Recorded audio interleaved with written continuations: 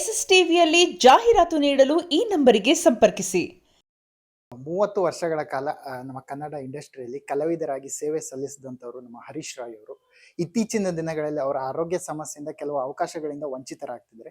ನಿಜವಾಗ್ಲೂ ಅವ್ರಿಗೆ ಏನ್ ಸಮಸ್ಯೆ ಆಗಿದೆ ಅನ್ನುವಂಥ ವಿಚಾರ ನಾನು ಇವತ್ತು ತಿಳ್ಕೊಳ್ಳೋಣ ಅಂತ ಬಂದಿದ್ದೀನಿ.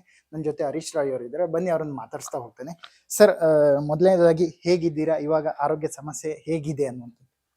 ಆ, ಹೇಗಿದ್ದೀರಾ ಎಂಬ ಪ್ರಶ್ನೆಗೆ ಚೆನ್ನಾಗಿಲ್ಲ ಅಂತ ಹೇಳಬೇಕು. ಯಾಕಂದರೆ ಆರೋಗ್ಯದಲ್ಲಿ ತುಂಬ ತೊಂದರೆಗಳು ಕಾಣ್ತಾ ಇದೆ. ಆದರೂ ಕೂಡ ಇವತ್ತು ನನ್ನ ಕಷ್ಟಕ್ಕೆ ಮೀಡಿಯಾದವರು, ಸೋಷಿಯಲ್ ಎಲ್ಲರೂ ಮೊದಲು ನನ್ನ ಈ ತೊಂದರೆಗೆ ಮುಂದೆ ನಿಂತು ನೀವು ಜನರಿಗೆ ತಲುಪಿಸ್ತಾ, ನೀವು ನಾಯಕ ನಟರಿಗೆ, ಚಿತ್ರರಂಗಕ್ಕೆ ತಲುಪಿಸಿ ನನ್ನ ಕಷ್ಟಕ್ಕೆ ನೆರವಾಗುವ ಹಾಗೆ ನೀವು ಎಲ್ಲರೂ ಸೇರ್ಕೊಂಡು ಮಾಡ್ತಿದ್ದೀರ. ಮೊದಲನೇದಾಗಿ ನಿಮ್ಗೆಲ್ರೂ ನಾನು ಧನ್ಯವಾದ ಹೇಳಕ್ಕೆ ಇಷ್ಟಪಡ್ತೀನಿ. ಅಂದ್ರೆ ನಮ್ಗೆ ಹರೀಶ್ ಅವ್ರಿಗೆ ಆರೋಗ್ಯ ಸಮಸ್ಯೆ ಆಗಿತ್ತಂತ ಗೊತ್ತಿತ್ತು. ಅಂದ್ರೆ ಥೈರಾಯ್ಡ್ ಇಂದ ಸಮಸ್ಯೆಯಿಂದ ಬಳಲ್ತಿದ್ರು ಅನ್ನುವಂಥದ್ದು ವಿಚಾರ ಗೊತ್ತಿತ್ತು. ಬಟ್ ಇದೆಲ್ಲ ಸರಿ ಹೋಗಿ ಇವಾಗ ಆರೋಗ್ಯ ಸಮಸ್ಯೆ ಸರಿ ಆಗಿದೆ, ಇನ್ನೂ ಚೆನ್ನಾಗಿದ್ದಾರೆ ಅಂತೆಲ್ಲ ಅನ್ಕೊಂಡಿದ್ವಿ. ಬಟ್ ಇತ್ತೀಚಿನ ದಿನಗಳಲ್ಲಿ ಇನ್ನೂ ಹದಗೆಟ್ಟಿದೆ ಅನ್ನುವಂಥ ವಿಚಾರ ಕೇಳಿ ತುಂಬಾ ನೋವಾಯ್ತು. ಬಟ್ ಯಾವಾಗಿಂದ ಈ ಸಮಸ್ಯೆ ಆಯ್ತು, ಏನಾಗಿದೆ ಅನ್ನುವಂಥ ಆರೋಗ್ಯದಲ್ಲಿ? ನೀವು ಹೇಳಿದಾಗೆ ಮೊದಲು ಸ್ವಲ್ಪ ಆರೋಗ್ಯ ಸಮಸ್ಯೆ ಇರಲಿಲ್ಲ, ಚೇತರಿಸ್ಕೊಂಡಿದ್ದೆ. ಆಮೇಲೆ ಮೆಡಿಸಿನ್ಸ್ ಎಲ್ಲ ನಡೀತಾ ಇತ್ತು, ಅದು ನನಗೆ ವರ್ಕ್ ಆಗ್ತಿತ್ತು. ಟ್ಯಾಬ್ಲೆಟ್ಸ್ ಟ್ಯಾಬ್ಲೆಟ್ಸ್ ಎಲ್ಲ ವರ್ಕ್ ಆಗಿ ನಾನು ಚೇತರಿಸ್ಕೊಳ್ತಾ ಇದ್ದೆ. ಇವಾಗ ಏನಾಗಿದೆ, ಸಡನ್ ಒಂದು 6 ತಿಂಗಳ ಹಿಂದೆ ತುಂಬ ಲಂಗ್ಸ್ ಇನ್ಫೆಕ್ಷನ್ ಆಗೋದು. 2ನೇ ಸರಿ ನನಗೆ ಲಂಗ್ಸ್ ಇನ್ಫೆಕ್ಷನ್ ಆಯಿತು. ಆವಾಗ ಗೊತ್ತಾಗಿದ್ದು ಅದು ನಿಮೋನಿಯಾ ಅಂತೇಳಿ.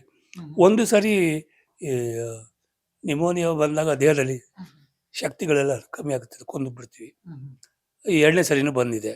ಸ್ವಲ್ಪ ಗಮನ ಕೊಡಿ, ಮುಂದೆ ನಿಮಗೆ ಸ್ಟ್ಯಾಮಿನಾ ಕಮ್ಮಿ ಆಗಬಾರ್ದು ಬಾಡಿಯಲ್ಲಿ. ಸೊ ಅದಕ್ಕೆಲ್ಲ ಮೆಡಿಸಿನ್ ಮಾಡಿ ಮನೆಗೆ ಆಕ್ಸಿಜನ್ ಇಲ್ಲದೆ ನಂಗೆ ಬದುಕಲಿಕ್ಕೆ ಆಗ್ತಿರ್ಲಿಲ್ಲ. ರಾತ್ರಿ ಮಲಗಬೇಕಾದ್ರೆ ಆಕ್ಸಿಜನ್ ಬೇಕಿತ್ತು. ಸೊ ಮನೆಗೆ ಸಿಲಿಂಡ್ರ್ ಕೊಟ್ಟು ಕಳಿಸಿದ್ರು. ಸೊ ಅದು ಟ್ರೀಟ್ಮೆಂಟ್ ಆಗಿ ಸ್ವಲ್ಪ ಗುಣಮುಖ ಆದೆ. ಅದಾದಮೇಲೆ 3 ತಿಂಗಳ ಹಿಂದೆಯೇ ಈ ಹೊಟ್ಟೆದಲ್ಲಿ ನೀರು ತುಂಬಿಕೊಳ್ಳೋದು ಸ್ಟಾರ್ಟ್ ಆಯಿತು. ಅಂದರೆ ಸ್ವೆಲ್ಲಿಂಗ್ ಸ್ಟಾರ್ಟ್ ಆಯಿತು, ಹೊಟ್ಟೆ ಊದ್ಕೊಂಡಿದ್ದೆ. ಏನಿರ್ಬೋದು, ಗ್ಯಾಸ್ಟ್ರಿಕ್ ಇರ್ಬೋದು. ಟೆಸ್ಟ್ ಮಾಡಿಸಿದೆ. ಟೆಸ್ಟ್ ಮಾಡಿಸಿದ ಮೇಲೆ ಗೊತ್ತಾಗೋದಿಲ್ಲ.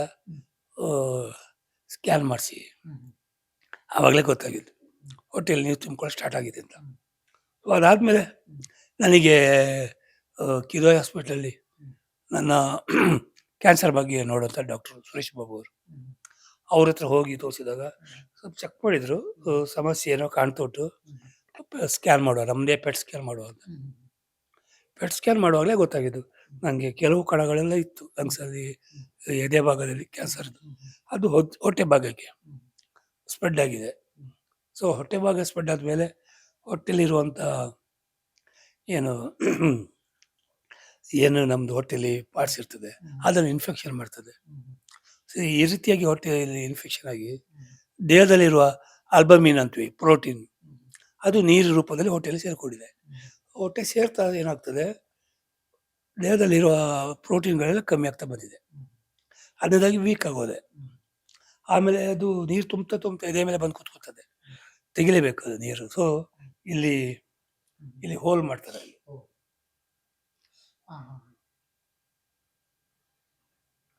ಇಲ್ಲಿ ಈಗ ಇದು ಇಟ್ಟಿದ್ವಿ, ಅವ್ರು ಇಲ್ಲ ಹೋಲ್ ಮಾಡಿ ತೆಗಿತಾ ಇದ್ರು.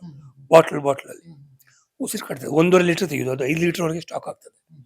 5 ಲೀಟ್ರ್ವರೆಗೆ ಬರ್ತದೆ, ಆಮೇಲೆ ಉಸಿರು ಕಟ್ತದೆ. ಆವಾಗ ತೆಗಿತಾ ಇದ್ರು. ಸುಮಾರು ಒಂದು 10-15 ಮೇಲೆ ಜಾಸ್ತಿ ತೆಗೆದಿದ್ವಿ ಹೋಲ್ ಮಾಡೋದು. 3 ದಿನಕ್ಕೊಮ್ಮೆ ತೂತ ಮಾಡಿ ತೆಗೆಯೋದು. ಅದಕ್ಕೆ ಈ ಸರಿ ಏನು ಮಾಡಿದ್ರು, ನಾನು ಈ ಸರಿ ಅಡ್ಮಿಟ್ ಆಗಿದ್ದೆಲ್ಲ, ಅವರೇ ಇದೊಂದು ಟೆಂಪರರಿಗೆ ಇದನ್ನು ಹಾಕಿ ಕಳಿಸಿದ್ದಾರೆ. ಮನೆಯಲ್ಲಿ ಈ ಥರ ಸ್ಥಿತಿ ಬಂದರೆ ನೀವೇ ತೆಗೆದು ತೆಗೆದ್ರೆ ಸ್ವಲ್ಪ ಉಸಿರಾಟ ಪ್ರಾಬ್ಲಮ್ ಕಮ್ಮಿ ಆಗ್ತದೆ. ಜಾಸ್ತಿ ತೆಗೆದ್ರೆ ದೇಹ ನಡುತ್ತದೆ, ಸ್ಟೆಮಿನಾ ಹೋಗ್ತದೆ ಬಾಡಿ ತೆಗೆದಷ್ಟು. ಈಗ ಏನಕ್ಕೆ ಅಂದರೆ ಸ್ವಲ್ಪ ದಿವಸ 3-4 ಸಲ ಅಡ್ಮಿಟ್ ಆದೆ ಕಿದ್ವಾಯಲ್ಲಿ. ಅದು ಕಿದ್ವಾಯಲ್ಲಿ ಅಡ್ಮಿಟ್ ಆಗ್ತಾ ನನಗೆ ಹೊರಗಡೆ ಬರೋಕ್ಕಾಗ್ತಿಲ್ಲ. ಡಾಕ್ಟ್ರು ಏನು ಮಾಡಿದ್ದಾರೆ, ಈ ಥರ ಸಮಸ್ಯೆಯಿಂದ ಇದ್ದಾಗ ಸ್ವಲ್ಪ ಸಹಾಯ ಕೇಳಿ ಹೊರಗಡೆ. ಇವತ್ತೇನಾಗಿದೆ, ನನಗೆ ಇದು ಸ್ವಲ್ಪ ಜಾಸ್ತಿ ಆಗಿದೆ ಅಂತ ಗೊತ್ತಾದಾಗ ಡಾಕ್ಟ್ರುಗಳು ಮಾತ್ರೆ ಕೊಟ್ಟಿದ್ದಾರೆ, ಟ್ಯಾಬ್ಲೆಟ್ಸ್ ಕೊಟ್ಟು ಟ್ರೈ ಮಾಡಿದ್ದಾರೆ. ಅದು ಸೈಡ್ ಎಫೆಕ್ಟ್ ಜಾಸ್ತಿ. ಕಿಡ್ನಿ ಮತ್ತು ಲಿವರ್ ಫಂಕ್ಷನ್ ಎಲ್ಲ ಉಲ್ಟಮಟ್ಟಾಗಿದೆ. ದಿನ ಒಂದು 30 ಸರಿ ಮೋಷನ್ಗೆ ಹೋಗಬೇಕು. ಆರೋಗ್ಯದಲ್ಲಿ ನೀರೆಲ್ಲ ಪಾಸ್ ಆಗಿಬಿಟ್ಟಿತ್ತು. ಆರೋಗ್ಯ ಸಮಸ್ಯೆ ಮೋಷನ್ ಹೋಗಿ ಹೋಗಿ ಅದನ್ನು ಇಲ್ಲಿ ಬೇರೆ ಕಡೆ ಅಡ್ಮಿಟ್ ಆಗಿ ಅಲ್ಲಿ ಸರಿ ಮಾಡಿಸ್ಕೊಂಡೆ. ಅದು ಸರಿ ಮಾಡಿದ ಮೇಲೆ ಅದೇ ಮತ್ತೆ ಕಿದ್ವಾಯಲ್ಲಿ ಟ್ರೀಟ್ಮೆಂಟ್. ಅಂದ್ರೆ ಇವಾಗ ನಮಗೆ ಕ್ಯಾನ್ಸರ್ ಅಂದಾಗ ಫಸ್ಟ್ ನೆನಪಾಗೋದು ಇವರು ಡ್ರಿಂಕ್ಸ್ ಮಾಡ್ತಾರೆ, ಸ್ಮೋಕ್ ಮಾಡ್ತಾರೆ, ಇದರಿಂದ ಕ್ಯಾನ್ಸರ್ ಬರುವಂಥದ್ದು ಸಾಕಷ್ಟು ಜನರಿಗೆ ಒಂದು ಮೈಂಡ್ ಸೆಟ್ ಅಲ್ಲಿ ಬಂದಿರುತ್ತೆ, ಇದು ಅನ್ಕೊಂಡಿರ್ತಾರೆ.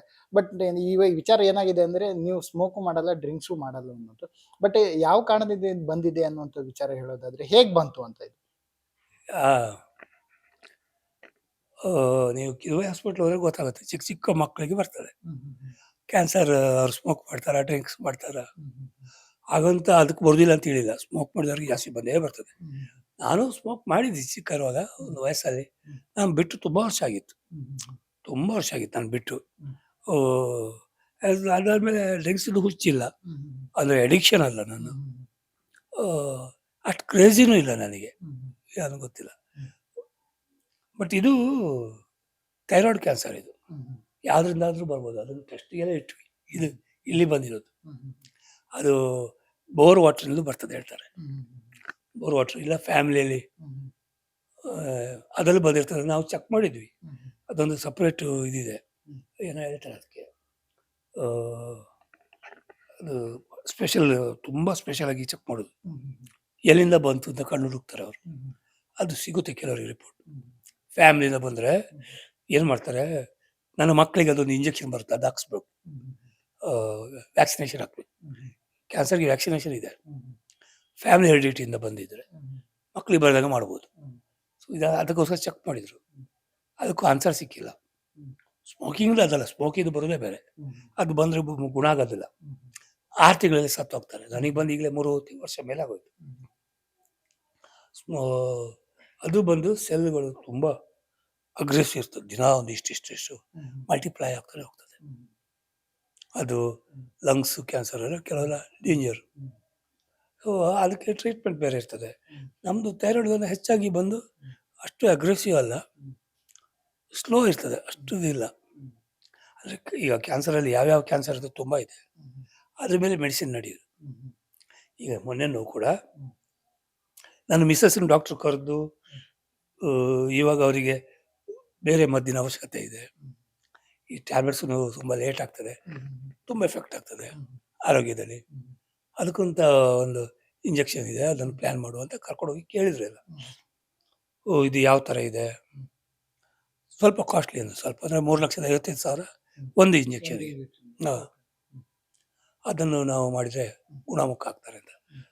ಅಂದರೆ ಓಕೆ ಅದು ಮನೇಲಿ ನಮ್ಮ ಮಿಸ್ಸಸ್ಸೇ, ಇಲ್ಲಮ್ಮ ಅದು ಒಂದಲ್ಲ, 21 ದಿನಕ್ಕೆ 1 ಇಂಜೆಕ್ಷನ್, ಆ ಥರ 3 ಇಂಜೆಕ್ಷನ್ 63 ದಿನಕ್ಕೆ ಕಂಟಿನ್ಯೂ. ಇದಾಗ್ತಿದ್ದಾಗ ಅವ್ರದ್ದು ಬದಲಾವಣೆ ಆಗ್ತದೆ ದೇಹದಲ್ಲಿ, ನಮಗೆ ಅಂದಾಜು ಆಗ್ತದೆ. ಇದು ಕಂಟಿನ್ಯೂ ಆಗ್ತಾ ಹೋಗ್ತದೆ. ಎಷ್ಟು ಆಗ್ಬೋದು ಅದು ಹೇಳೋಕ್ಕೆ ಸಾಧ್ಯ ಅಲ್ಲ. ಕೆಲವರಿಗೆ 17 ಇಂಜೆಕ್ಷನ್ವರೆಗೆ ಬಂದಿದೆ, ಇನ್ನು 20 ಇಂಜೆಕ್ಷನ್ವರೆಗೂ ಹೋಗ್ಬೋದು. ಅದು ಡಿಪೆಂಡ್ ಆಫ್ ನಿಮ್ಮ ಹಸ್ಬೆಂಡ್ ಅವರ ದೇಹದ ಪರಿಸ್ಥಿತಿ. ಇದು ಅಷ್ಟು ಇಂಜೆಕ್ಷನು 70-80 ಲಕ್ಷ ರೂಪಾಯಿ. ಏನು ಮಾಡೋದು? ಅಲ್ಲ, ನೀವು ನಟರಲ್ವಾ, ಎಲ್ಲ ನಟರುಗಳು ಇರ್ತಾರೆ ಹೆಲ್ಪಿಗೆ, ಪ್ರಯತ್ನ ಪಡಿ ನೀವು ಅಂತ. ಅಂದ್ರೆ ಕ್ಯಾನ್ಸರ್ ಅನ್ನುವಂಥದ್ದು ಒಂದು ಮಹಾಮಾರಿ ಅನ್ನುವಂಥ ಎಲ್ರಿಗೂ ಒಂದು ಮನ್ಸಲ್ಲಿ ಬಂದಿದೆ. ಬಟ್ ಅದಕ್ಕೆ ಧೈರ್ಯ ಅನ್ನುವಂಥದ್ದು ತುಂಬಾ ಇಂಪಾರ್ಟೆಂಟ್ ಆಗುತ್ತೆ, ಏನೇ ಆಗಿರೋ ಯಾವುದೇ ಸಿಚುವೇಶನ್ ಇದ್ರೂ ಕೂಡ. ಬಟ್ ಅಂದ್ರೆ ಆರ್ಥಿಕವಾಗಿ ಕೂಡ ಅಂತ ಗಟ್ಟಿತನ ಇರ್ಬೇಕಂದ್ರೆ ಹಣಕಾಸಿನ ವಿಚಾರದಲ್ಲೂ ಅಷ್ಟೇ ಬೇಕಾಗುತ್ತೆ. ಬಟ್ ಇದುವರೆಗೂ ನಿಮ್ಮ ಎಷ್ಟು ಖರ್ಚಾಗಿದೆ, ಇನ್ನು ಎಷ್ಟು ಬೇಕಾಗುತ್ತೆ ಅಂತ ಅನ್ನುವಂಥದ್ದು ಹೇಗೆ ಹೇಳಿದ್ದಾರೆ. ಬಟ್ ಹೇಗೆ ನಡೀತಾ ಇದೆ ಆರ್ಥಿಕ ಸ್ಥಿತಿ ಎಲ್ಲ? ಅದೇ ರೀ, ಈಗ 3 ವರ್ಷದಲ್ಲಿ ಕೆಲಸ ಇಲ್ಲ, ಎಷ್ಟು ಖರ್ಚಾಗಿರ್ಬೋದು. ಟ್ಯಾಬ್ಲೆಟ್ಸ್ ಅದು ಇದು ಲಕ್ಷಾಂತರ ರೂಪಾಯಿ ಖರ್ಚಾಗ್ತದೆ. ಒಂದನೇದು ದುಡಿಯೋನು ನಾನೊಬ್ಬರೇ, ನನ್ನ ಈ ಮನೆಯೆಲ್ಲ ನೋಡ್ಕೋಬೇಕು, ಮಕ್ಕಳನ್ನ ನೋಡ್ಕೋಬೇಕು, ಅದ್ರ ಜೊತೆಗೆ ನನ್ನ ಖರ್ಚು ನೋಡ್ಕೋಬೇಕು. ನಾನು ಕಲಾವಿದ, ಎಲ್ಲ ಕಡೆನೂ ಕಾಂಪ್ರಮೈಸ್ ಮಾಡ್ಕೊಂಡು ಹೋಗ್ಲಿಕ್ಕೆ ಆಗೋದಿಲ್ಲ, ಆಯಿತಾ. ಖರ್ಚು ಇರ್ತದೆ. ಅದರಲ್ಲಿ ಈಗ 6 ತಿಂಗಳಿಂದ ನಾನು ಅಡ್ಮಿಟ್ ಆಗ್ತಾ ಇದೆ. ಎಲ್ಲ ಕಡೆನೂ ಖರ್ಚುಗಳು. ಈ ಥರ ಆಗ್ತಿದ್ದಾಗಲೇ ಇದು ಸ್ಟಾರ್ಟ್ ಆಗಿದೆ, ಈ ಥರ ಹೊಟ್ಟೆ. ಖರ್ಚಾಗಿದೆ ಸರ್ ಅಂದಾಜು ಇಲ್ಲಿ ತನಕ? ಇಲ್ಲ ಸರ್, ಅದು ಲೆಕ್ಕ ಹಿಡ್ಕೊಳ್ಳೋದಿಲ್ಲ, ಲೆಕ್ಕ ಹಿಡಿಯೋಕ್ಕಾಗಲ್ಲ, ನಿಮಗೆ ಮನಸ್ಸು ಬರೋದಿಲ್ಲ. ಅಂದ್ರೆ ಇಷ್ಟು ಬೇಕಾಗುತ್ತೆ ಅನ್ನುವಂತ ಡಾಕ್ಟರ್ ಹೇಳಿದ್ದಾರೆ. ಎಷ್ಟು ಈಗ ಹೇಳಿದ್ದು, ಈಗ ಮೊನ್ನೆ ಹೇಳಿದ್ದು, ಅದನ್ನೇ ಹೇಳಿದ್ರು 60-70. ಅದಕ್ಕೆ ನಾನು ಹೌದಾ, ನೀವು ಅಷ್ಟೇ ಅಂತ ಮೈಂಡಲ್ಲಿ ಹಾಕೋಬಾರ್ದು, ತಪ್ಪಾಗುತ್ತೆ. ಜಾಸ್ತಿ ಆದ್ರೂ ಆಗ್ಬಹುದು. ಹಾಂ, ಅದು ನಿಮ್ಮ ಮೈಂಡಲ್ಲಿ ಇರಬೇಕು. ಅದ್ರ ಜೊತೆಗೆ ಈ 1.5 ವರ್ಷ ಸಾಧಾರಣ ಟ್ರೀಟ್ಮೆಂಟ್ ಆಗ್ತದೆ. 1.5 ವರ್ಷಕ್ಕೆ ನಿಮ್ಮ ಖರ್ಚು ಏನಿದೆ, ಇಲ್ಲಿನ ಮನೆ ಬರ್ತೀರಾ, ಹಾಸ್ಪಿಟ್ಲಿಗೆ ಹೋಗ್ತೀರಾ, ವೆಹಿಕಲ್ ಖರ್ಚು, ಮನೆ ಖರ್ಚು, ಏನೋ ಬ್ಯಾಡ್ ಹ್ಯಾಬಿಟ್ಸ್ ಇರೋದೇ ಇರ್ಬೋದು, ಮನೆ ಖರ್ಚು ಇರ್ತದೆ. ಬರೀ ಈಗ ಇದ್ರ ಖರ್ಚಿದೆ. ಈಗ ನಾನು ನೆಬ್ಲೇಷನ್ ಮಾಡಬೇಕು, ನೆಬ್ಲೇಷನ್ ಈಗ ಇದಕ್ಕೆ ಆಲ್ಬಮಿನ್ ತೊಗೋಬೇಕು. ಒಂದು ಆಲ್ಬಮಿನ್ ಇಂಜೆಕ್ಷನ್ಗೆ 10,000 ರೂಪಾಯಿ. ಆಲ್ಬಮಿನ್ ಅಂದರೆ ಇದಕ್ಕೆ ಪ್ರೋಟೀನ್ ಕೊಡಬೇಕು ಬಾಡಿಗೆ. ಪ್ರೋಟೀನ್ ಇಲ್ಲದೆ ಬಲ ಇಲ್ಲ ದೇಹದಲ್ಲಿ, ಅದು ಖರ್ಚು. ಕೆಲವು ಸೈಡ್ ಮಾತ್ರೆಗಳು ಜೊತೆಲೇ ಇರ್ತದೆ, ನೀವು ಅದನ್ನು ಮಾತ್ರ ಹಾಕೋಬಾರ್ದು ಅಂತ.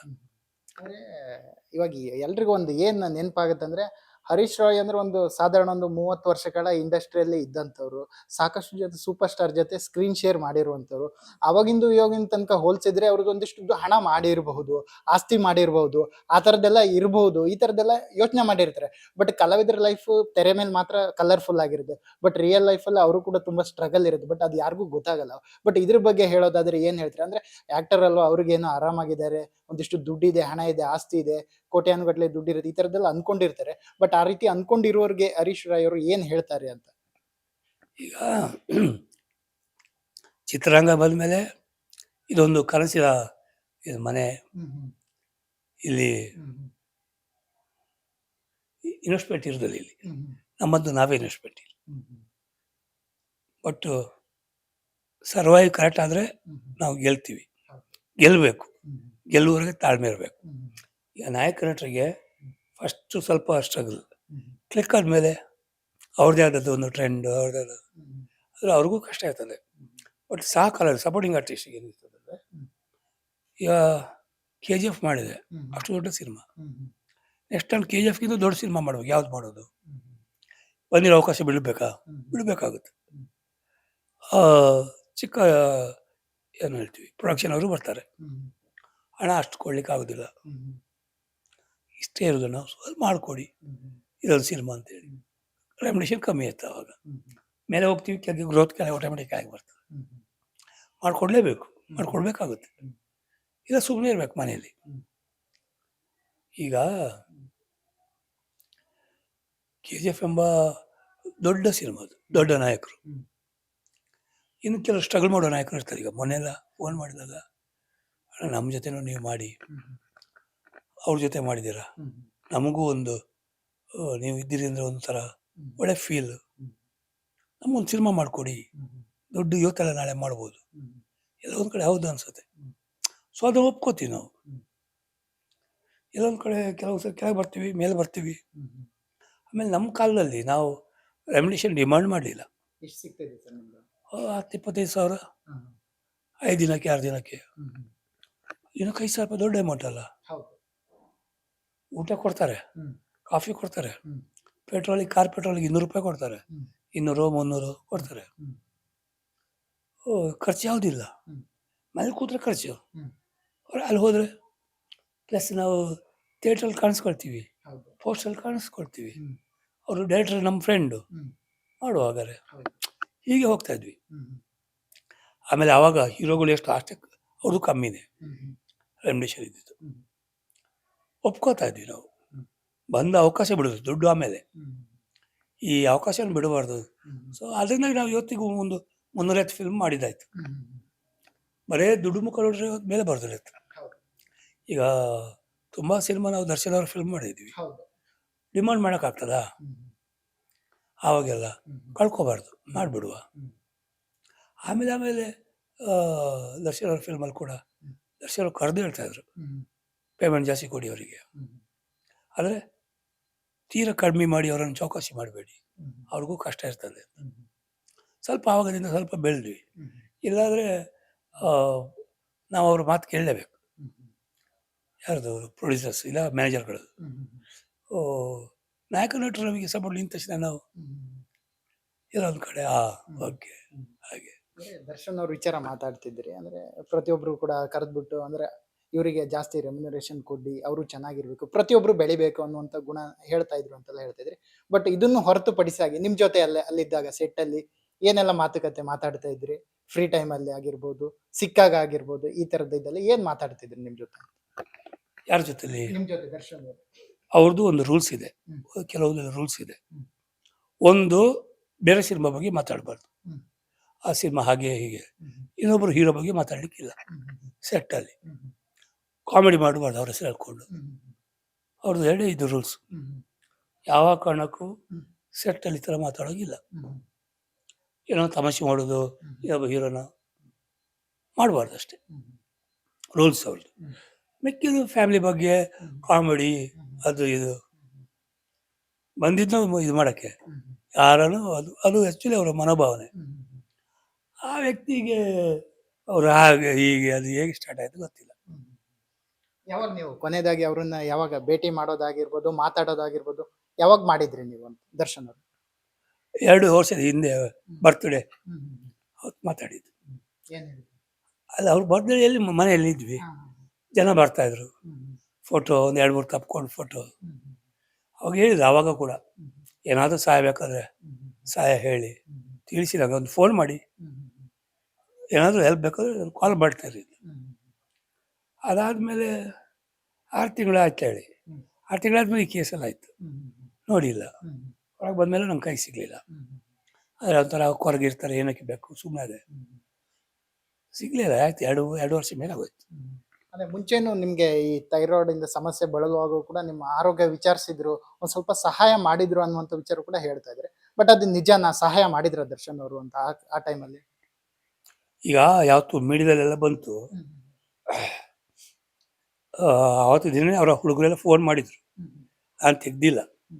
ಈಗ ನೋಡಿ, ಇಲ್ಲಿ ಇಂಟರ್ವ್ಯೂ ನಡೀತಾ ಇದೆ, ಒಂದು 50-100 ಕಾಲ್ ಮಿಸ್ ಕಾಲ್ ಇರ್ತದೆ. ಅವತ್ತು ತುಂಬ ಮಿಸ್ ಕಾಲ್ ಬಿದ್ದಿತ್ತು. ಅದರಲ್ಲಿ ಆಮೇಲೆ ಗೊತ್ತಾಯ್ತು ನನಗೆ, ತುಂಬ ದಿವಸ ನಂತರ ಅವ್ರ ಕಡೆಯವ್ರ ಹುಡುಗರು ಅಣ್ಣ ಕಾಯ್ತಾಯಿದ್ರು, ಫೋನ್ ತೆಗ್ದಿಲ್ಲ ನೀವು, ಬಾಸ್ ಕಾಯ್ತಾಯಿದ್ರು. ಅದಾದ್ಮೇಲೆ ನೆಕ್ಸ್ಟ್ ಡೇ ಕಾಲಲ್ಲಿ ಸಿಕ್ಕಿದೆ ನಾನು. ನೆಕ್ಸ್ಟ್ ಡೇ ಕಾಲಲ್ಲಿ ಸಿಕ್ಕಿದೆ. ಅಲ್ಲ, ಅವರು ಹುಡುಗರನ್ನು ಕಳಿಸಿದ್ರು, ಬಂದರು ಒಂದು 5-6 ಜನ. ಫೋನ್ ಮಾಡಿದರು ಇಲ್ಲಿಂದ. ನಾನು ಒಂದು ಸ್ವಲ್ಪ ಕನ್ಫ್ಯೂಸ್ ಆಯಿತು, ಆಮೇಲೆ ಗೊತ್ತಾಯಿತು. ಬಂದಾಗ ದೊಡ್ಡ ಬ್ಯಾಗಲ್ಲಿ ಅಮೌಂಟ್ ಇಟ್ಕೊಂಡು. ನಾನು ಒಂದು ಸ್ವಲ್ಪ ನರ್ವಸ್ ಆಗಿಬಿಟ್ಟೆ. ಬಂದು ಇಲ್ಲಿ ಬ್ಯಾಗ್ ಇಟ್ಟರು, ಒಂದು 2 ನಿಮಿಷ ಕೂತ್ಕೊಳ್ಳಿ, ಬಾಸ್ ಕಾಲ್ ಮಾಡ್ತಾರೆ. ಆಗ ಕಾಲ್ ಬಂದು ಮಾತಾಡ್ಸಿದ್ರು. ಏನು ಗುರುಗಳೇ, ಯಾಕೆ ಈ ಥರ ಮಾಡಿದ್ರಿ? ಒಂದು ನಮಗೆ ವಿಷಯ ಮುಟ್ಟಿಸಿದರೆ ನಾವು ಜೊತೆ ಇರ್ತಿದ್ವಲ್ಲ. ಇಲ್ಲ, ನನಗೆ ಈ ಥರ ಕನ್ಫ್ಯೂಸ್ ಆಗಿದೆ. ಆಯಿತು ಗುರುಗಳೇ, ಈಗ ಏನು ಖರ್ಚಾಗುತ್ತೆ ಗೊತ್ತಿಲ್ಲ ನನಗೆ, ಮೆಡಿಸಿನ್ಸ್ ಅದೆಲ್ಲ ಇದೆ, ಸರಿ ಕೊಟ್ಟು ಕಳಿಸಿದ್ದೀನಿ, ಏನೂ ಟೆನ್ಷನ್ ಮಾಡ್ಕೋಬೇಡಿ, ಮಿಕ್ಕಿದು ನಾವು ಯಾವತ್ತು ಗೊತ್ತು ನಿಮಗೆ, ಏನು ಇದು ಮಾಡೋದೆ, ಆರಾಮ್ಸೆ ಇರಿ. ಈಗ ನೀವು ಫಸ್ಟ್ ಮೆಡಿಸಿನ್ಗಾಗಲಿ ಯಾವುದಕ್ಕಾಗಲಿ ಯೂಸ್ ಮಾಡಿ, ಮುಂದೆ ಬೇಕಾದರೂ ಕೂಡ ನಾನು ಮಾಡಿಕೊಡ್ತೀನಿ. ಆಯಿತು, ಸರಿ, ಮಿಸ್ಸಸ್ ಕೊಡಿ ಅಂದರು. ಏನಮ್ಮ ಚೆನ್ನಾಗಿದೆಯಮ್ಮ, ನೋಡಮ್ಮ ಗೊತ್ತಲ್ಲ ನಾನು ಇಷ್ಟಪಡೋ ಗುರುಗಳವರು, ಚೆನ್ನಾಗಿ ನೋಡ್ಕೋಬೇಕು, ಸ್ವಲ್ಪ ಅವ್ರದ್ದೊಂದು ಸ್ಟೈಲ್ ಒಂಥರ, ಏನಾದರೂ ಅವ್ರ ಫುಡ್ ಎಲ್ಲ ಕರೆಕ್ಟಾಗಿ ನೋಡ್ಕೊಮ್ಮ, ಬಿಟ್ಕೊಡ್ಬಾರ್ದು ನಮ್ಮ ಗುರುಗಳನ್ನ, ನೆರದಿಂದ ಇರಿ. ಆಯಿತು, ತಿರ್ಗಾ ನಂತರ ಮಾತಾಡಿದರು. ಈಗ ಗುರುಗಳೇ, ಇದು ಎಲ್ಲ ನನ್ನ ಫ್ರೆಂಡ್ಸು ಇರ್ತಾರೆ, ಇವ್ರು ಇಷ್ಟು ಕೊಟ್ಟರು, ಅವ್ರು ಇಷ್ಟು ಕೊಟ್ಟರು, ನಿಮಗೆ ಏನೇ ಬ್ಲೆಸ್ ಮಾಡೋದು ಅವ್ರಿಗೆ ಹೋಗಲಿ ಅಂದರು. ನಾನೇನಿದೆ ಅದು ಮೊನ್ನೆ ಅದು ಹಿಂದೆ ಒಂದು ಕಳಿಸಿದ್ರು ಅವರು. ನಾನು ಆ ಥರ ಅವ್ರು ಮಾಡಿದ್ದಾರೆ, ಅದರಿಂದಾಗಿ ನನ್ನ ಹೆಸರೇನೋ ಅವಶ್ಯಕತೆ ಇಲ್ಲ ಅಂತ ಹೇಳಿದರು. ನನಗೊಂಥರ ಆಗೋಯ್ತು. ಅವ್ರ ಫ್ರೆಂಡ್ಸು ಇವ್ರದ್ದೆಲ್ಲ ಯಾರ್ಯಾರು ಮಾಡಿದ್ದಾರೆ. ಆಯಿತು, ಹೇಳಿದೆ ನಾನು, ತುಂಬ ದಿವಸ ಆಯಿತು ನಾನು ಭೇಟಿ ಆಗಬೇಕಿತ್ತು, ಆಗಲಿಲ್ಲ, ಅಷ್ಟು ಗುಣ ಆಗಿ ನೀವು, ನಾವು ಜೊತೆಗಿರ್ತೀವಿ, ಆಮೇಲೆ ಮುಂದೆ ಕೂಡ ಏನಾದರೂ ಬೇಕಾದ್ರೆ ಹೇಳಬೇಕು, ದಯವಿಟ್ಟು ಈ ಸರಿ ಮುಚ್ಚುಮರೆ ಮಾಡಬೇಡಿ ಅಂತ. ಅದೊಂದು ಹೇಳ್ತಾರೆ, ನೆನೆಸ್ಕೊಟ್ರೆ ಅದು ಅವತ್ತು ಹಾಗೆ ಇದ್ರು. ಇವತ್ತಿನ ಪರಿಸ್ಥಿತಿ ನೋಡಿದಾಗ ದುಃಖ ಆಗುತ್ತೆ. ಇವತ್ತು ಪಾಪ ಯಾರಿಲ್ಲದೆ ಕೂಡಾಕಿ ಈ ಸ್ಥಿತಿಗೆ ಅವ್ರು ಹೋಗ್ಬೇಕಿತ್ತ ಭಗವಂತ. ಅದಕ್ಕಂತೂ ಹುಟ್ಟಿದ್ರಲ್ಲ ಅವ್ರು ಈಸ್ ಒಬ್ಬ ನಟ ಅವರು. ಅಲ್ಲ, ಈ ಪ್ರಶ್ನೆಗೆ ಕೆಲವರು ಹಾಕ್ಬೋದು, ಮತ್ತೆ ಯಾಕೆ ಅವ್ರು ಮಾಡ್ಕೊಂಡ್ರು ಹಾಗೆ. ಮಾಡುವ ಉದ್ದೇಶ ಮಾತ್ರ ಖಂಡಿತ ಅವ್ರದ್ದು ಇಲ್ಲ. ಬಟ್ ಅಜಾರೂಕತೆ ಆಗಿದೆ. ಅಜಾರೂಕತೆ ಏನು, ಸ್ವಲ್ಪ ಬುದ್ಧಿ ಹೇಳ್ಬೇಕು, ಜೋರು ಮಾಡಬೇಕು. ಮಿಸ್ಫೈರ್ ಆಯ್ತು ಎಲ್ಲ ಒಂದು ಕಡೆ. ಯಾಕಂದ್ರೆ ಅವರು ಪ್ರಾಣಿ ಪಕ್ಷಿಯಿಂದ ಹಿಡಿದು ಮನುಷ್ಯರು ಬಿಡಿ, ಅಂಥವ್ರನ್ನ ಕೂಡ ಅವರು ಕೆಟ್ಟದ್ದು ಬಯಸೋದಿಲ್ಲ. ಅಂದರೆ ಅದಕ್ಕೆ ನಾನು ಈಗ ಫಾರ್ಮಸ್ ಇಷ್ಟೆಲ್ಲ ಪ್ರಾಣಿಗಳಿಗೆ ಊಟ ಹಾಕ್ಕೊಂಡು ಏನಕ್ಕೆ ಮಾಡಬೇಕು? ಆ ಥರ ಮೂಕ ಪ್ರಾಣಿಗಳನ್ನ ಯಾರು ಕಾಪಾಡ್ತಾರಲ್ಲ, ಅವರ ಮನಸ್ಸೇ ಹೃದಯನೇ ಬೇರೆ ಥರ ಇರ್ತದೆ. ಅಂಥ ವ್ಯಕ್ತಿ ಇವತ್ತು ಹೀಗೆ ಸಿಕ್ಕಾಕೋಬೇಕಾ? ನನಗದು ಪರ್ಸನಲ್ ಆಗಿ ಗೊತ್ತಿರುವಂಥದ್ದು. ಅದರಿಂದ ನಾನು ಹೇಳಿದೆ, ನನಗೆ ಯಾವತ್ತಿಂದ ಕೂಡ ಅವರ ಬಗ್ಗೆ ಒಂದು ಒಳ್ಳೆಯ ಭಾವನೆ. ಆಮೇಲೆ ಮೊದಲು ಕೂಡ ಹಾಗೆ ಫಿಲ್ಮಲ್ಲಿ ಕೂಡ ಅವ್ರದ್ದೊಂದು ಮೆಂಟಾಲಿಟಿ ಬೇರೆ. ಯಾರ ಬಗ್ಗೆ ಮಾತಾಡಬಾರ್ದು, ಸಿನಿಮಾ ಬಗ್ಗೆ ಮಾತಾಡುವ 6 ಗಂಟೆ ಮೇಲೆ ಎಂಜಾಯ್ ಮಾಡುವ, ಯಾವುದೋ ಊಟಕ್ಕೆ ಹೋಗುವ, ಒಳ್ಳೊಳ್ಳೆ ಊಟ ಮಾಡುವ, ಒಂದು ಲಿಮಿಟೆಡ್ ಡ್ರಿಂಕ್ಸು. ಅವರು ಅವಾಗೆಲ್ಲ ಹಾಗೆ ಇದ್ದವರು. ಇತ್ತೀಚೆಗೆ ಸ್ವಲ್ಪ ಹಿಂದೆ ಆದರೆ ಕಾಲ ಬದಲಾವಣೆ ಹೇಳ್ತೀವಲ್ಲ, ಸ್ನೇಹಿತರು ಬದಲಾಗ್ತಾರೆ, ಇಲ್ಲ ಏನೇನೋ ಆಗ್ತದೆ, ಚೇಂಜಸ್ ಆಗ್ತದೆ ಲೈಫ್ ಅಂದಮೇಲೆ. ಹಂಗಾಗಿ ಈ ಥರ ಸ್ಥಿತಿಗೆ ಸಿಕ್ಕಾಕೊಂಡ್ರು. ಎಷ್ಟೋ ಕಡೆಯಲ್ಲಿ ನನಗೆ ಅವ್ರ ಬಗ್ಗೆ ಮಾತಾಡಿದಾಗ ತುಂಬ ಉದ್ರೇಕ ಆಗ್ಬಿಡ್ತೀನಿ ನಾನು. ಯಾಕಂದರೆ ನಾನು ಅಲ್ಲಿ ಅನುಭವಿಸಿ ಬಂದಿದ್ದೆ. ಹೇಗೆ ಕೂಡಿ ಹಾಕಿರ್ತಾರೆ ನಿಮಗೆ, ಜೀವಂತ ಸಮಾಧಿ ಮಾಡಿದಾಗೆ. ಜೈಲಲ್ಲಿ ಅಂದ್ರೆ ನೀವು ಹೇಳ್ತಾ ಇದ್ರಿ, ನಾನು ಕೂಡ ಏನೋ ಒಂದು ಪ್ರಾಬ್ಲಮ್ ಅಲ್ಲಿ ಸಿಕ್ಕಾಕೊಂಡು ಒಳಗಡೆ ಹೋಗಿ ಬಂದೆ ಅಂತ. ಹೊರಗಡೆ ಬಂದ ತಕ್ಷಣ ಅವ್ರು ಯಾರ ಜೊತೆನೂ ಸೇರಕ್ಕೆ ಇಷ್ಟಪಡಲ್ಲ, ಒಬ್ಬಂಟಿಯಾಗಿರ್ಬೇಕು. ಈ ಪ್ರಪಂಚದಿಂದ ಅಂದ್ರೆ ಈ ಜನಜನ ಪ್ರಪಂಚದಿಂದ ಒಂದ್ ಸ್ವಲ್ಪ ದೂರ ಇರ್ಬೇಕು, ಆ ತರದ್ದೆಲ್ಲ ಒಂದು ಥಿಂಕ್ ಮಾಡ್ತಾ ಇರ್ತಾರೆ ಅಂತೆಲ್ಲ ಹೇಳ್ತಾರೆ. ಬಟ್ ಈ ದರ್ಶನ್ ಅವ್ರ ವಿಚಾರ ಕೂಡ ಹಾಗೆ ಆಯ್ತು. ಯಾಕಂದ್ರೆ ಅವ್ರು ಹೊರಗಡೆ ಬಂದ ತಕ್ಷಣ ಯಾರ ಜೊತೆನೂ ಸೇರ್ತಾ ಇರಲಿಲ್ಲ, ಆಯ್ತು ಅವ್ರ ಕೆಲಸ ಆಯ್ತು, ಈ ತರ ಇರ್ತಾ ಇದ್ರು. ಬಟ್ ಅಲ್ಲಿ ಬಂದ ತಕ್ಷಣ ಏನು ಮನಸ್ಥಿತಿಯನ್ನು ಚೇಂಜ್ ಆಗುವಂಥದ್ದು ಆಗುತ್ತಾ ಏನು ಅಂತ? 100% ಆಗುತ್ತೆ. ಒಬ್ಬ ನನಗೆ ಕೂಡ ನನ್ನ ಫ್ಯಾಮಿಲಿನ ಕರೆದ್ರು, ಜೈಲರು ಫ್ಯಾಮಿಲಿ ಕರೆದು ಹೇಳಿದ್ರು, ಒಂದು ತುಂಬ ಒಳ್ಳೆಯವರಾಗ್ತಾರೆ, ಇಲ್ಲ ತುಂಬ ಕೆಟ್ಟವನಾಗ್ತಾನೆ. 2 ಮುಖ ಜೊತೆಲಿರ್ತದೆ. ನೀವು ಯಾವ ರೀತಿ ಅವರನ್ನು ಕೇರ್ಫುಲ್ ಆಗಿ ನೋಡ್ಕೊಳ್ತೀರೋ ಅದ್ರ ಮೇಲೆ ಡಿಪೆಂಡು. ಎಲ್ಲೋ ಒಂದು ಕಡೆ ಮತ್ತೆ ಮನೆಯಿಂದ ಏನಾದ್ರು ಹರ್ಟ್ ಆಯ್ತಂದ್ರೆ ಹುಚ್ಚಾಗಿ ಏನಾದರೂ ಮಾಡ್ತಾರೆ ಅವರು. ಕೂಗಿದ್ರು, ಅವರು ಜೋರು ಮಾಡಿದ್ರು, ನೀವು ಸ್ವಲ್ಪ ಸಮಯ ಸಮಾಧಾನವಾಗಿ ನಿಮ್ಮ ಕಂಟ್ರೋಲ್ಗೆ ಬರುವಷ್ಟು ದಿವಸ ನೀವು ತಾಳ್ಮೇಲೆ ಇರಬೇಕು. ಏಕಾಂಗಿ ಆಗಿರಕ್ಕೆ ಇಷ್ಟಪಡ್ತಾರೆ ಅಂತ. ಯಾವುದೇ ನಾನು ಹಾಗೆ ಆದಲ್ಲ, ನಾನು ಹಾಗೆ ಆಗಿದೆ ಏಕಾಗಿ. ಬೇಡ ಇನ್ನೊಬ್ಬರು ಮಾತಾಡೋದು ಬೇಡ, ಟೈಮ್ ಪಾಸ್, ಇನ್ನೊಬ್ಬರು ಫ್ರೆಂಡ್ಶಿಪ್ ಮಾಡೋದು ಬೇಡ. ಕೊನೆಗೆ ಅನುಭವಿಸಿದವನು ನಾನು, ಏನಕ್ಕೆ ಇನ್ನೊಬ್ರಿಗೆ ಸಹಾಯ ಮಾಡಬೇಕು? ಬೇಡ, ಯಾರಿಗಾದ್ರೂ ಸಹಾಯ ಮಾಡೋಕ್ಕೆ ಹೋಗಿ ನಾವು ಕಷ್ಟ ಅನುಭವಿಸ್ಬೇಕು. ಇದು ಆಗಿದೆ ಜೀವನ.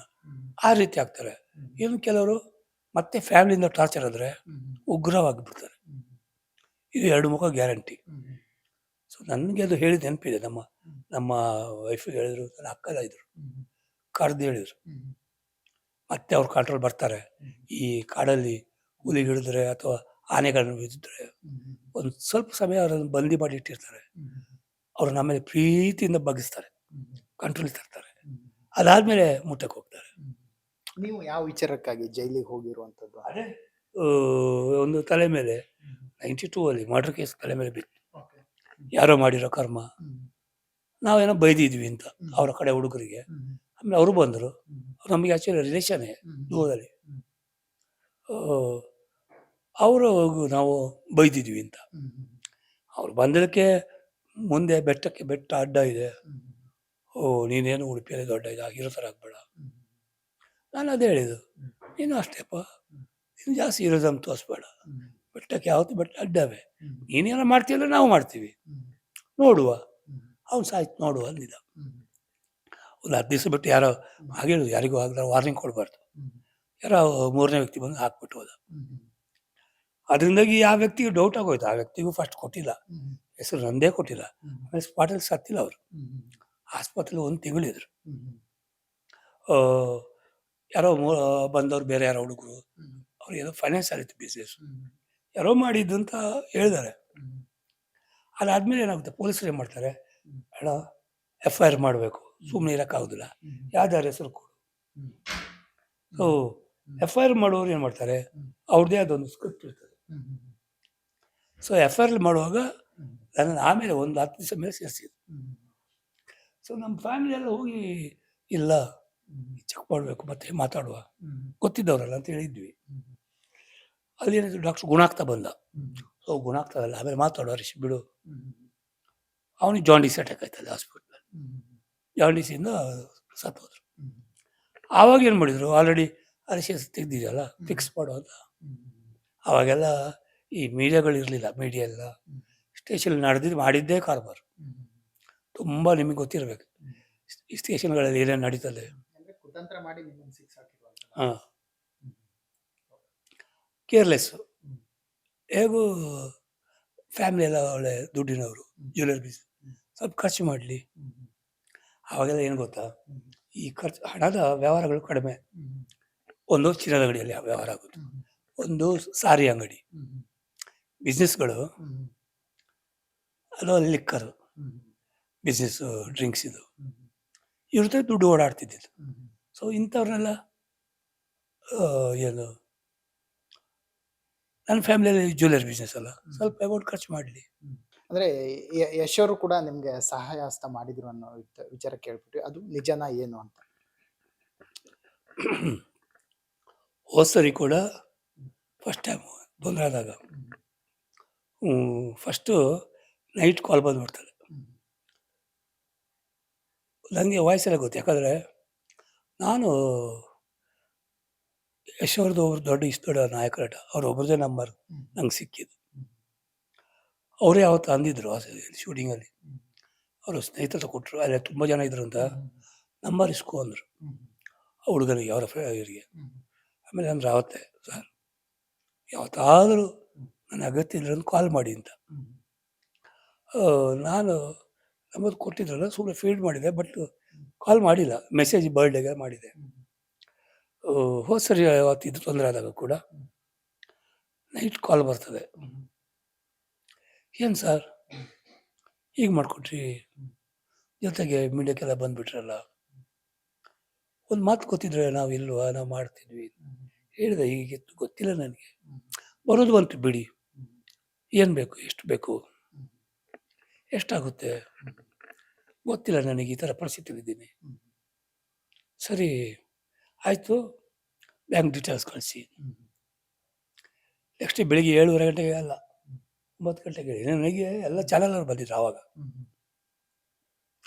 ಒಂದು ಒಳ್ಳೆ ದೊಡ್ಡ ಮೊತ್ತನೇ ಹಾಕಿದ್ಮೇಲೆ ಅವರ ಹುಡುಗ ಫೋನ್ ಮಾಡಿದ್ದು, ಚೆಕ್ ಮಾಡಿ ಒಂದು ಸರಿ ಎಂದು. ಶಾಕ್ ಆಗೋಯ್ತು ನನಗೆ, ಏನಪ್ಪ ಹಿಂಗೇನೋ ಇಶ್ಯೂ. ಅವ್ರು ಹೋದಲ್ಲೆಲ್ಲ ಹೇಳ್ತಾರಲ್ವ, ಅದೇನಿದೆ ನಾನು ಮಾಡ್ತೀನಿ ಆ ಥರ ಹೇಳಿದ್ರಲ್ಲ, ಯಾವುದೋ ಸಂಘಕ್ಕೆ ಕಾರ್ ಬೇಕು, ಅದು ಬೇಕು ಅಂದಾಗ ಆ ರೀತಿಯೇ ಯಾರ್ದು ಹೆಲ್ಪ್ ಬೇಡ, ನಾನು ಇರ್ತೀನಿ ಅಂತ ಹೇಳಿದರು ಫಸ್ಟಿಗೆ. ಆಮೇಲೆ ನೆಕ್ಸ್ಟ್ ಹೇಳಿದರು, ಇಲ್ಲ ಜನ ಅಂದರೆ ದೇವ್ರ ಸಮಾನನೇ, ಅವರು ಪ್ರತಿಯೊಬ್ಬರ ಒಂದು ಬ್ಲೆಸ್ಸಿಂಗ್ ಇರ್ತದೆ, ತಗೊಳ್ಳಿ, ನಾವು ಇರ್ತೀವಿ, ಹೆದರಬೇಡಿ ಅದ್ರ ಬಗ್ಗೆ. ಅಲ್ಲಿಂದ ಕ್ಲೋಸ್ ಆದರು ಅವರು. ಯಾವಾಗಾದರೂ ನಾನು ಬಡಿ ಕೇಳ್ತಾರೆ, ಹುಷಾರ್ತ ಏನಾಗಿದೆ, ಹೆಲ್ತ್ ಹೇಗಿದೆ, ಏನಾದರೂ ಬೇಕಂತಲೂ ಕೇಳ್ತಾರೆ. ಮೊನ್ನೆ ಬಡಿ ಆದಮೇಲೆ ಸರಿ ಏನಿದೆ ಹೆಲ್ತು, ಏನಾದರೂ ಅಮೌಂಟ್ ಬೇಕಾ, ಸರಿ ಮನೆಯವ್ರು ಕೇಳ್ತಾರೆ, ಅವ್ರು ಮುಜುಗರ, ನನಗೊಂದು ಮೆಸೇಜ್ ಹಾಕಿಮ್ಮ, ಆ ಥರ ಮಾಡಿದವರು ಅವರು. ಈ ಸರಿ ಏನಾಯ್ತು ಅಂದರೆ, ಈ ಸರಿ ನಾನು ಹಾಸ್ಪಿಟ್ಲಲ್ಲಿದ್ದಾಗಲೂ ನನಗೆ ಡಾಕ್ಟ್ರು ಅಂದಾಗ, ಮತ್ತೆ ಹೋಗೋದು ಬೇಡ, ತೊಂದರೆ ಕೊಡಬೇಡಿ, ಏನೋ ಇದರಲ್ಲಿದ್ದಾರೆ. ಮನೇಲಿ ಕೂಡ ಅದನ್ನೇ ಹೇಳಿದೆ, ಬೇಡಪ್ಪ ಹೆಂಗಪ್ಪ ಹೋಗೋದು. ಸೊ ಅದೇ ಹೇಳಿದ್ದಾರೆ, ಒಂದು ಸರಿ ಮಕ್ಕಳು ನೋಡಿ, ನೀವು ನನ್ನನ್ನು ನೋಡಿ, ಎಲ್ಲೂ ನೀವು ಮುಜುಗರ ಕೇಂದ್ರ ಸ್ವಾಭಿಮಾನದಲ್ಲಿ ಇಟ್ಕೋಬೇಡಿ, ನೀವು ಬಂದೇ ನೀವು ಹೇಳೋದಿರಬಾರ್ದು, ವಿಷಯ ತಿಳಿಸಿ. ಒಂಥರ ನಾಚಿಕೆ ಆಗೋಯ್ತು. ಜೊತೆಗೆ ಅವರು ಬಾಂಬೆಯಲ್ಲಿದ್ದಾರೆ, ಇಷ್ಟ ಇಲ್ಲ, ಬಟ್ ಅವ್ರಿಗೆ ವಿಷಯ ಗೊತ್ತಾಯ್ತು ಅವರಿಗೆ. ಅವರು ಅವ್ರು ಅಷ್ಟೇನು ತುರಿದ ತಲುಪಿದ ವಿಷಯ. ಅವ್ರು ತಕ್ಷಣ ಅವ್ರ ಸ್ನೇಹಿತನಿಗೆ ಫೋನ್ ಮಾಡಿದ್ದಾರೆ. ಸ್ನೇಹಿತ ಫೋನ್ ಮಾಡಿ ಆಗಿದೆ, ಸುಮ್ಮನೆ ವಿಚಾರಿಸಿ ನೋಡು, ಹಾಸ್ಪಿಟ್ಲಿಂದ ಅವ್ರಿಗೆ ಯಾರಿಗೋ ಬಂದಿದೆ ವಿಷಯ. ಸೊ ಹಿಂಗೆ ಫೋನ್ ಮಾಡಿದರು. ಅಣ್ಣ ಕೇಳ್ತಿದ್ದಾರೆ, ಏನು ಆಗಿದೆ ನಿಮಗೆ? ಸ್ವಲ್ಪ ಹಾಳಾಗಿದೆ, ಸ್ವಲ್ಪ ಆರೋಗ್ಯ ಇತ್ತು ಹಿಂದೆ ಮುಂದೆ, ಸ್ವಲ್ಪ ಅಲ್ಲ ನಿಮಗೆ ಸೀರಿಯಸ್ ಇದೆ ಅಂತ ಗೊತ್ತಾಗಿದೆ, ಮುಚ್ಚುಮರೆ ಮಾಡಬೇಡಿ. ನಾನು ಹೇಳಿದೆ, ಏನು ಮಾಡೋದು ನಾನು ಈಗ, ಯಾವಾಗದಿಂದ ಸ್ಟಾರ್ಟ್ ಮಾಡ್ತೀರಿ? ಹೀಗೀಗಿದೆ, 3 ಇಂಜೆಕ್ಷನ್ ಈಗ ಫಸ್ಟ್ ಸ್ಟಾರ್ಟಿಗೆ ಬೇಕು, ಆದರೆ ಒಂದು ಕೋರ್ಸು ಫಸ್ಟೇ ಸ್ಟಾರ್ಟ್ ಮಾಡಬೇಕು. ಆಯಿತು, ನೀವು ರೆಡಿಯಾಗಿ ನಾನು ಮಾಡ್ತೀವಿ, ಅದನ್ನು ತಿಳಿಸ್ಲೇಬೇಡಿ ಫಸ್ಟ್ ಹೇಳಿದರು. ಮತ್ತು ಇದನ್ನು ಹೊರಗೆ ಬರಬೇಡಿ. ಈ ವಿಷಯ ಯಾಕೆ ಹೊರಗೆ ಬರಬಾರ್ದು? ಹೋದ ಸರಿ ನಾನು ಹೇಳಿದೆ, ಏನಾಯಿತು, ಮಧ್ಯದಲ್ಲಿ ಸ್ಟಾಪ್ ಆಯಿತು. ಅಲ್ಲೇ ಅವ್ರು ಬರ್ತಾರೆ ನಿಲ್ತಾರೆ ಅಂತ ಬೇರೆಯವರು ಬರೋದು ನಿಲ್ಲಿಸಿದ್ರು ಅಂತ ಅವರು ಇವ್ರು ಹೇಳೋದು. ಈಗ ಹೋದ ಸರಿ ತಪ್ಪಾಗಿದ್ದಕ್ಕೆ ಈ ಸರಿ ಪ್ರಾಬ್ಲಮ್ ಆಯಿತು. ಮುಂದೆ ಈ ಥರದ್ದು ಏನಾದ್ರು ಪ್ರಾಬ್ಲಮ್ ಆದರೆ ದಯವಿಟ್ಟು ಆ ಸರ್ಜನ್ ಮಾಡಿಕೊಂಡು ಅಣ್ಣ ಬಂದರು ತುಂಬ ಹೀಗೆ ಹಾಗೆ, ದಯವಿಟ್ಟು ಇದನ್ನು ಮಾಡೋಕ್ಕೆ ಹೋಗಬೇಡಿ. ನಮ್ಮದು ನಾವು ಇರ್ತದೆ, ಯಾರು ಸಹಾಯ ಬಯಸ್ತಾರೆ ಮಾಡಲಿ. ಯಾರನ್ನು ನೀವು ಅವ್ರು ಬಂದು ಇನ್ನು ಸಾಕು ಈ ಥರ ಹೇಳಬೇಡಿ. ನಮ್ಗೆ ಗೊತ್ತು, ಇದು ನಿಮಗೆ ಗೊತ್ತಿಲ್ಲ, ನೀವು ಯಾವ ಸ್ಟೇಜಲ್ಲಿ ಇದ್ದೀರಿ ಅಥವಾ ನಿಮ್ಮದು ಪರಿಸ್ಥಿತಿ ಮುಂದೆ ಯಾರು ತೊಂದರೆ ಆದರೆ ಆವಾಗ ಏನು, ಅದಕ್ಕೆ ಸಮದಲ್ಲಿ ಇರಿ. ಅದು ಕುಂತ ಟೈಮ್ ಬರ್ತದೆ, ವೇದಿಕೆ ಬರ್ತದೆ. ಆಯಿತು, ಅದಾದಮೇಲೆ ಅವರು ಎಲ್ಲ ರೆಡಿ ಆದಮೇಲೆ ಯಶ್ ಅವರಿಂದ ಮೆಸೇಜ್ ಬಂತು, ಹೆಲ್ತ್ ನೋಡ್ಕೊಳ್ಳಿ, ದಯವಿಟ್ಟು ಹೆಲ್ತ್ ನೋಡ್ಕೊಳ್ಳಿ, ಫ್ಯಾಮ್ಲಿಗೋಸ್ಕರ ಚೆನ್ನಾಗಿರಬೇಕು ಅಂತ ಅಷ್ಟೇ ಒಂದು ಮೆಸೇಜ್ ಹಾಕಿದರು. ಅಲ್ಲಿಂದ ಮಾಡಿದರು ಒಂದು ಧೈರ್ಯ ನನಗೆ. ನೀವು ಹೇಳ್ತಾ ಇದ್ರಿ, ನಾನು ಶ್ರೀಮಂತ ಕುಟುಂಬದಲ್ಲೇ ಬೆಳೆದಿದ್ದು, ಜ್ಯುವೆಲ್ರಿ ಬಿಸ್ನೆಸ್ ನಾವು ಮಾಡ್ತಾ ಇದ್ವಿ ಅನ್ನೋಂಥ ವಿಚಾರ ಕೂಡ ಹೇಳ್ತಿದ್ರಿ. ಬಟ್ ಅಂತ ಲಕ್ಸುರಿ ಲೈಫ್ ಕಂಡಂತವ್ರು ನೀವು ಇವಾಗಿರುವಂತ ಸ್ಥಿತಿ ಅಂದ್ರೆ ಚಿಕ್ಕ ಮನೆಯಲ್ಲಿ ಇದ್ದಂತ ಕಂಡಾಗ ಹೇಗ್ ಅನ್ಸುತ್ತೆ? ಅಂದ್ರೆ ಏನ್ ಹೇಳ್ತೀರಾ ಇದ್ರ ಬಗ್ಗೆ? ಅಂದ್ರೆ ಈಗಿರುವಂತ ಮನೆ ಬಾಡಿಗೆನ ಅಥವಾ ಸ್ವಂತದ್ದ ಏನು ಅಂತ ಇದು ಸ್ವಂತದ ಫ್ಲ್ಯಾಟು, ನನ್ನ ಮಿಸ್ಸಸ್ ಇದ್ದ ಅಪ್ಪಂದು. ಈ ಎರಡನೇ ಮಗು ಆದಮೇಲೆ ಅವರು ಇದ್ದರು, ಅವ್ರಿಗೆ ಮಗಳನ್ನ ಕರೆದು ಅವಳ ಹೆಸರಲ್ಲಿ ರಿಜಿಸ್ಟರ್ ಮಾಡಿಸಿದ್ರು. ಗೊತ್ತಿಲ್ಲ ನನಗೆ, ಟೆನ್ಷನ್ ನನ್ನ ಹೆಸರಿದ್ದಾರೆ ಅಂತ. ನಾನು ಆವತ್ತು ನೆನೆಸ್ಕೊಂಡೆ, ನಾನು ಕೆಲವೆಲ್ಲ ಸತ್ಯಕ್ಕೆ ನಾನು ಏನು ಮಾಡಿದೆ ಊರಲ್ಲಿ. ನಂದು ಸ್ವಂತ ಚಿನ್ನದ ಅಂಗಡಿ ಇತ್ತು, ಅಣ್ಣನಿಗೆ ಬಿಟ್ಟುಕೊಟ್ಟು ಬಂದೆ ನಾನು. ಅವ್ರದ್ದೇ ಆದದ್ದು. ನನಗೆ ಇದು ಆಗೋದಿಲ್ಲ, ನನಗೆ ಚಿತ್ರರಂಗ ಬಿಟ್ಟು ನಂಗೆ ಬದುಕೋಕ್ಕಾಗ್ತಿಲ್ಲ. ಕಷ್ಟ ಎಷ್ಟೇ ಆಗಲಿ ನಾನು ಇದರಿಂದ ಹೊರಗೆ ಬರೋದಿಲ್ಲ. ನಾನು ಈಗಲೂ ನನಗೆ ಗುಣ ಆದರೆ ಫಸ್ಟು ಬಣ್ಣ ಹಚ್ಚಬೇಕು, ಅದೇ ಇರೋದು. ಅದನ್ನು ಕೂಡ ನಾನು ಎಷ್ಟು ಹೊರತು ಹೇಳಿದ್ದೇನೆ, ಗುಣ ಆಗಿ ಸರ್, ಕ್ಯಾರೆಕ್ಟರ್ ಬರುತ್ತೆ ನಿಮಗೆ, ಒಟ್ಟು ನಾವು ಇದ್ದೀವಲ್ಲ ಈಗ ಅಂತಾರೆ. ಅದನ್ನು ಬಿಟ್ಟು ನಾನು ನಿಷ್ಕಲ್ಮಶವಾಗಿ ಮಾಡಿದ್ದೀನಿ. ಅಲ್ಲಿ ನನಗೆ ದೇವರು ಇಲ್ಲಿ ಮಾಡಿದ್ರು ಅಷ್ಟೇ. ನನ್ನ ವೈಫ್ ಇದ್ದ ಮನೆ ಅದು ನನಗೆ ಬಂದಾಗೆ ಅಲ್ವ, ನಂದು ಅಂತ ಏನಿಲ್ಲ, ಇಲ್ಲಿ ಎಲ್ಲ ಬಿಟ್ಟು ಹೋಗ್ಲಿಕ್ಕಿದೆ. ಅದ್ರದ್ದು ಇದಿಲ್ಲಲ್ಲ, ಯಾವುದು ಟೆನ್ಷನ್ ಇಲ್ಲಲ್ಲ, ಬಾಡಿಗೆ ಕಟ್ಟಬೇಕು, ಮೇಂಟೆನೆನ್ಸ್ ಎಲ್ಲ ಇರ್ತದೆ, ಅದು ಬೇರೆ. ನಾನು ಎಣಿಸಿದ್ದು ದೇವರು ಯಾವುದೋ ರೂಪದಲ್ಲಿ ಹಿಂಗೆ ಕೊಡ್ತಾ ಇರ್ತಾನಪ್ಪ ಅಂತ. ಹಾಗೆ ಆಗಿದೆ ಕೂಡ. ಅಂದ್ರೆ ಇವಾಗ ನಿಮ್ಗೆ ಕೆಲಸ ಮಾಡುವಂತ ಸಿಚುವೇಶನ್ ಅಲ್ಲಿ ಇಲ್ಲ, ಇವಾಗ ನಿಮ್ಗೆ ಆರೋಗ್ಯ ಸಮಸ್ಯೆ ಕೈ ಕೊಟ್ಟಿದೆ. ಅಂದ್ರೆ ಇವಾಗ ನಿಮ್ಮ ಆರ್ಥಿಕ ಸ್ಥಿತಿ ನಡಿಬೇಕಂದ್ರೆ ಕೆಲಸ ಮಾಡ್ಲೇಬೇಕು.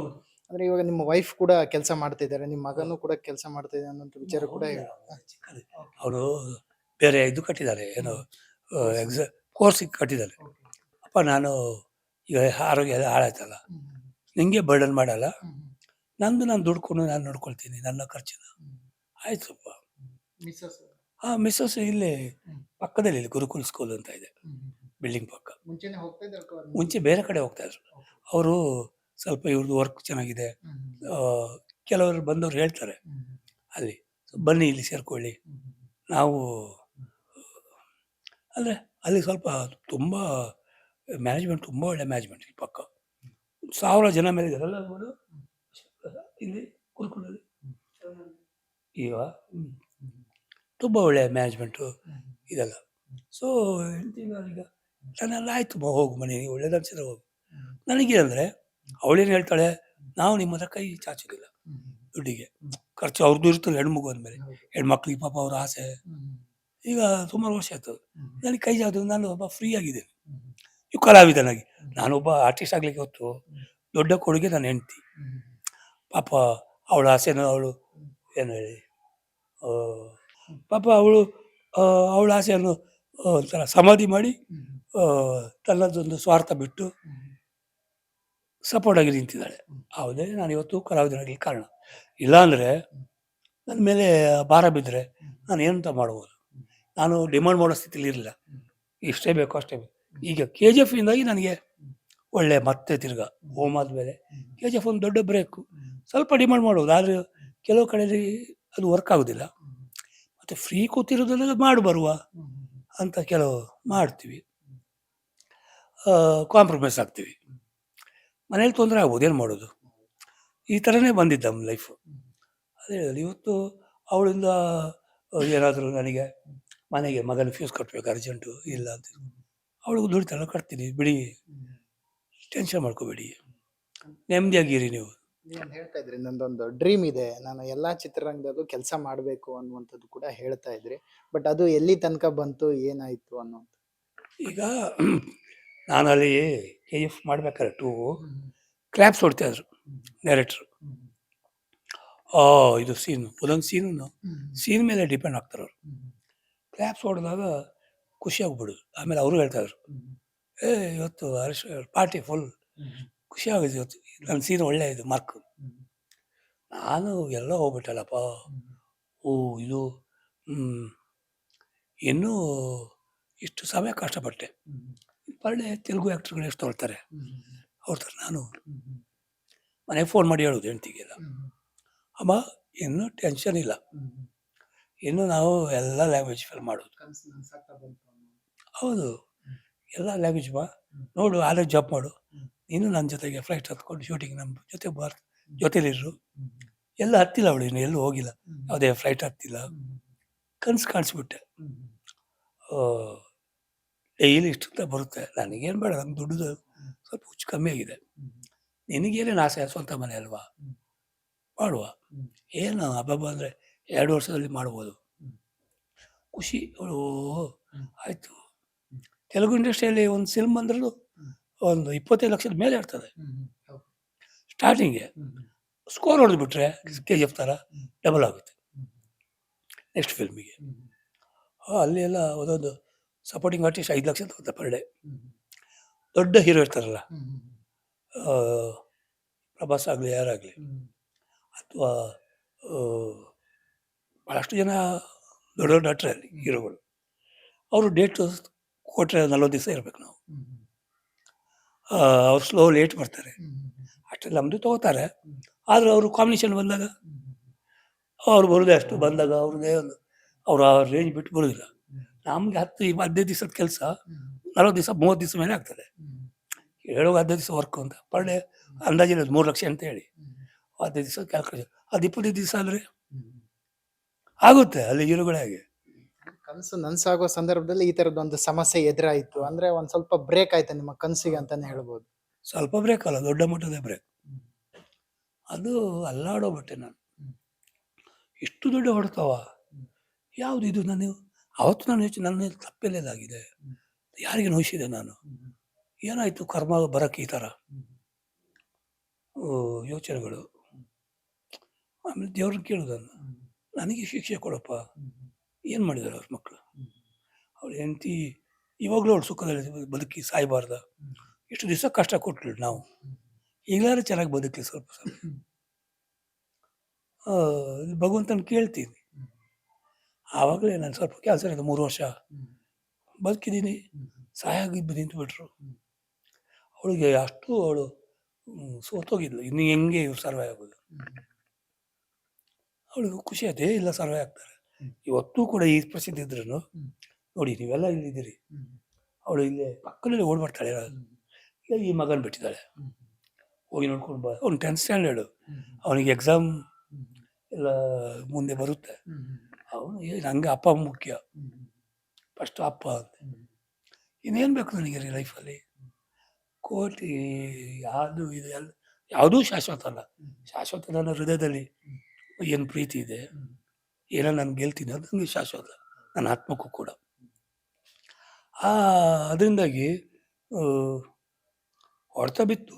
ಈ ಸರಿ ಕೂಡ ನನಗೆ ಹಿಂಗಾದಾಗ ನನ್ನ ಮಿಸ್ಸಸ್ಸೇ ನನಗೆ ಧೈರ್ಯ ತುಂಬಿದ್ದು. ನಾನು ನನಸಲ್ಲಿ ನೆನೆಸ್ಕೊಂಡಿಲ್ಲ. ಧ್ರುವ ಅವರು ಈ ರೀತಿ ಬಂದು ನನಗೆ ಒಂದು ಸಪೋರ್ಟ್ ಆಗಿ ನಿಂತಿದ್ದು. ನಾನು 4 ದಿನ ಆಯಿತು ಫೋನ್ ಬಂದೇಳಿ, ಅಲ್ಲ ಮನು ಒಳ್ಳೆ ಸಾಕಲ್ಲ ಅಂಕಲ್ ಫೋನ್ ಬಂದು ನೆಮ್ಮದಿಯಲ್ಲಿ ಮಲಗೋದು. ಇವತ್ತು ನೋಡಿ ಬೆಳಿಗ್ಗೆ ರಾತ್ರಿ ಅರ್ಧಂಬರ್ಧ ಎದ್ದು 5 ಗಂಟೆಗೆ ಚೆನ್ನಾಗುತ್ತೆ ಊಟ ಮಾಡಿ, ಏನಾದರೂ ಹೊಟ್ಟೆಯಲ್ಲಿ ಏನಾದರೆ ಮತ್ತು ಮಲ್ಗೋಕ್ಕಾಗಿಲ್ಲ. ಮಲ್ಗೋಗಿ ನೀವೆಲ್ಲ ಬಂದಿರಲ್ಲ, ನೆಮ್ಮದಿಯಲ್ಲಿ ಮಲ್ಕೊಬಿಡೋದು, ನಿದ್ದೆ ಆಗಿ ಎಳೀತದೆ. ಅಂದರೆ ಅವ್ರು ಮಾತಾಡಿದ ಒಂದು ಇದಿದಲ್ಲ ಧೈರ್ಯ, ಅದು ದೇವರೇ ಬಂದು ಮಾತಾಡಿದಾಗ ಆಗಿದೆ ನನಗೆ. ಅದು ಎಲ್ಲರಿಗೂ ಸಿಗೋದಿಲ್ಲ ಆ ಥರ ಕಿವಿಯಲ್ಲಿ ಕೇಳೋಕ್ಕೂ ಕೂಡ. ಏನ್ ಹೇಳ್ತೀರಾ ಕೊನೆಯದಾಗಿ ಕರ್ನಾಟಕ ಜನತೆಗೆ ಹರೀಶ್ ರಾಯ್ ಅವರು ಏನಾದ್ರು ಹೇಳೋದಾದ್ರೆ, ಸಹಾಯ ಹಸ್ತ ಕೇಳೋದಾದ್ರೆ? ಅಂದ್ರೆ ಸಾಕಷ್ಟು ಜನರು ಸಹಾಯ ಮಾಡ್ತಿದ್ದಾರೆ, ಇನ್ನೂ ಒಂದ್ ಸ್ವಲ್ಪ ಸಹಾಯದ ಅವಶ್ಯಕತೆ ಇದೆ, ಬಟ್ ಹೇಳೋದಾದ್ರೆ ಕರ್ನಾಟಕ ಜನತೆಗೆ ನೀವು ಏನ್ ಹೇಳ್ತೀರಾ? ಅಂದರೆ ಜನ ಸಹಾಯಕ್ಕೆ ಬಂದ್ರಲ್ಲ, ಇಲ್ಲಿ ಬ್ಯಾಂಕ್ ಪ್ರಾಬ್ಲಮ್ ಆಗಿದೆ, ಇಲ್ಲಾಂದರೆ ತುಂಬ ನನಗೆ ಸಹಾಯ ಸಿಗ್ತಿತ್ತು. ಬ್ಯಾಂಕಲ್ಲಿ ಫೋನ್ಪೇ ಎಲ್ಲ ಬ್ಲಾಕ್ ಮಾಡಿದ್ದಾರೆ, ಆಮೇಲೆ ಯಾವುದು ಟ್ರಾನ್ಸಾಕ್ಷನ್ ನಡೆದಿಲ್ಲ. ಬ್ಲಾಕ್ ಮಾಡಿದಂದರೆ ಇಷ್ಟು ಜನ ಆದಮೇಲೆ ಬರೋವಾಗಿಲ್ಲ. ಒಂದು ಔಟ್ ಸಿಸ್ಟಮ್ ನೆಕ್ಸ್ಟ್ ಓಪನ್ ಆಗಬೇಕಿತ್ತು, ಇನ್ನೂ ಓಪನ್ ಆಗಿಲ್ಲ, ಬ್ಲಾಕ್ ಆಗೋಯ್ತು. ಜನ ಏನಂದರೆ ಜಾಸ್ತಿ ಗೂಗಲ್ ಪೇ ಒಂದು ಫೋನ್ಪೇಲೆ ಮಾಡೋಕ್ಕೆ ಇಷ್ಟಪಡೋದು, ಬ್ಯಾಂಕ್ ಅಕೌಂಟಿಗೆ ಟ್ರಾನ್ಸಾಕ್ಷನ್ ಮಾಡಲ್ಲ.